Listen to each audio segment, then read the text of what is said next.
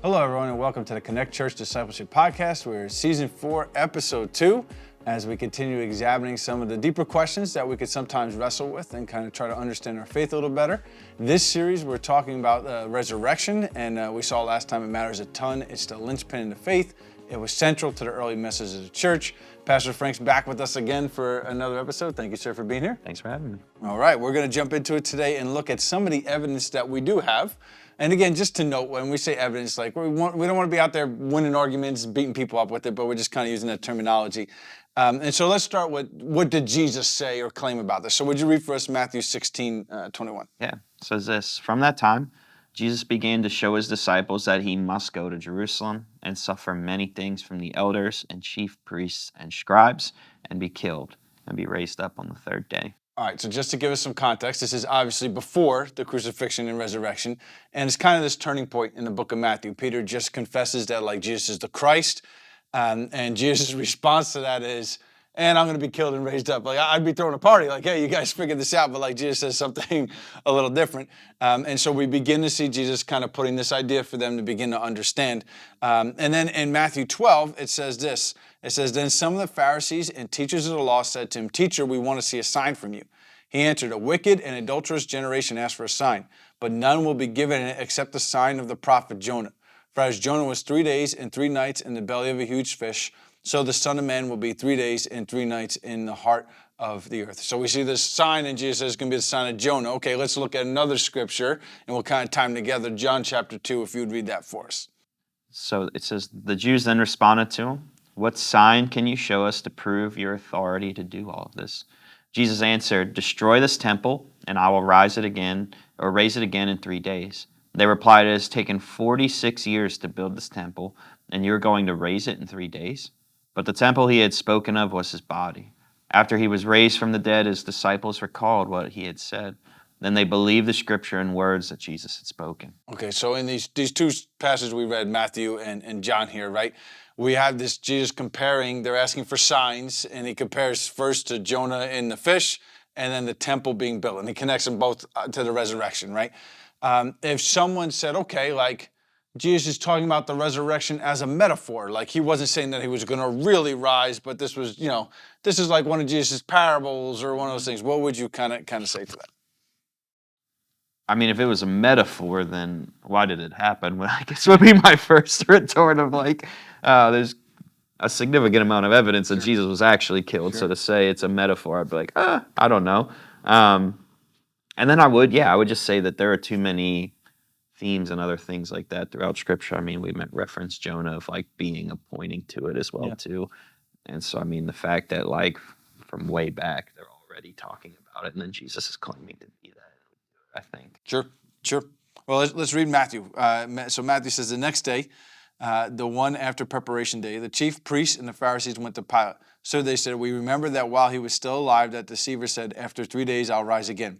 So give the order for the tomb to be made secure until the third day. Otherwise his disciples may come and steal the body and tell the people that he's been raised from the dead. This last deception will be worse than the first.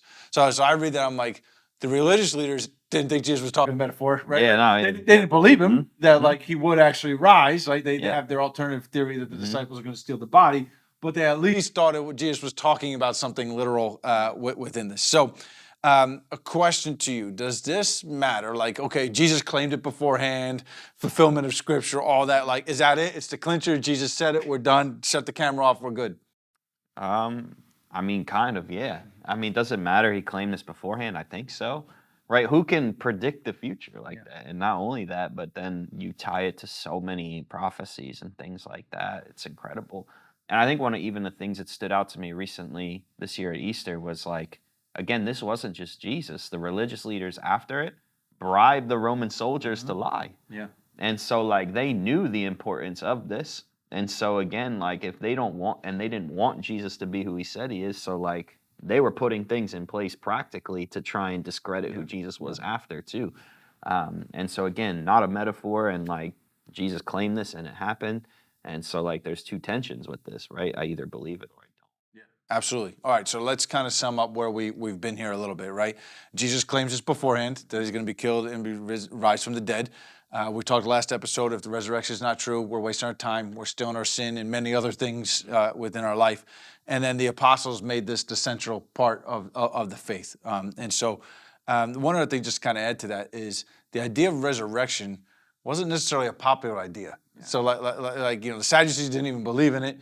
And we'll talk even more on that as we go throughout this. But like to make that up wouldn't have been a believable story, right? So for them to invent it. But for our rest of the time today, we're going to look at 3 facts that those who believe in the resurrection, those who don't believe in the resurrection could actually both agree on. And so we'll look at those. The first is death by crucifixion. And obviously the Gospels tell us that, but there's also extra biblical witnesses that attest to that as well.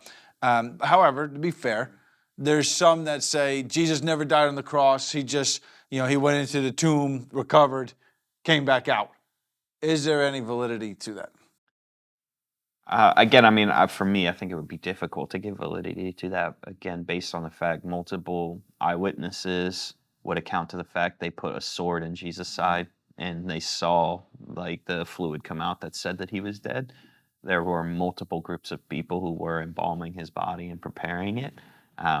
And then again, even the Roman soldiers were there too, and they believed he was dead, which is why when he was gone, they were freaking out. Sure. Like, oh, their life on the yeah, line. my life is on the line. This Yeah. guy was dead and he's Yeah. not there, so there's serious trouble. Absolutely.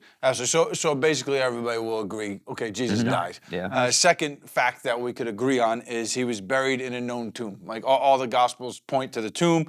And Joseph of Arimathea, right? He comes, gets the body, he gives the tomb.